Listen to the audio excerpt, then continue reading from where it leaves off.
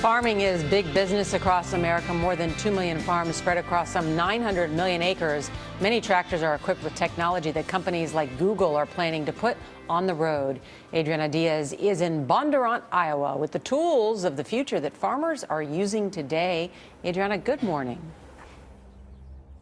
Good morning. Using GPS satellites thousands of miles in space, these 15-ton machines are able to steer themselves. As long as a driver's in the cabin, the machine can take over, something car companies have been trying to accomplish for years.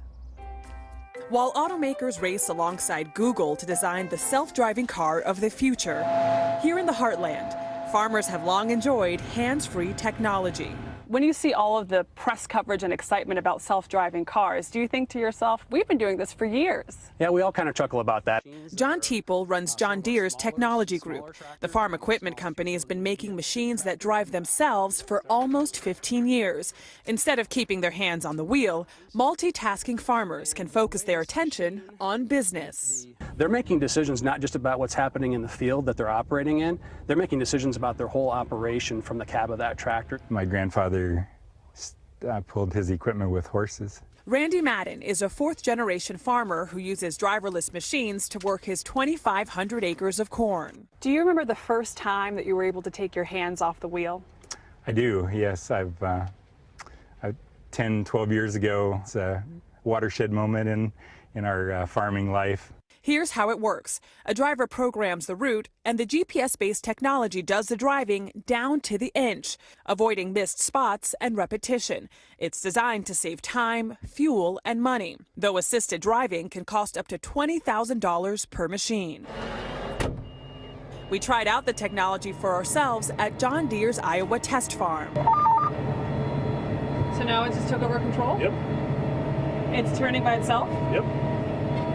No hands. No hands. The driver still has to be at the wheel, because with no outside sensors, the only way to avoid a collision is if a human intervenes and takes the controls. Why has this technology existed in industrial settings sooner than on actual roads? These machines are operated on private land in remote locations.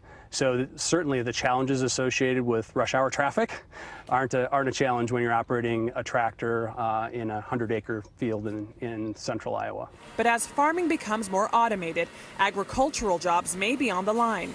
And moving farm equipment online may make operations vulnerable to glitches and hacks, though John Deere says it has encrypted security measures in place. Homeowners may be next to get a helping hand. John Deere is developing self-driving lawnmowers in Europe, while car makers and Google rush to get autonomous cars on the road. Does Google ever call to ask for advice? I don't know if they call and ask for advice, but we definitely have talked to Google on a few occasions. Involving what? A variety of different technology topics. Proprietary information. Right, exactly.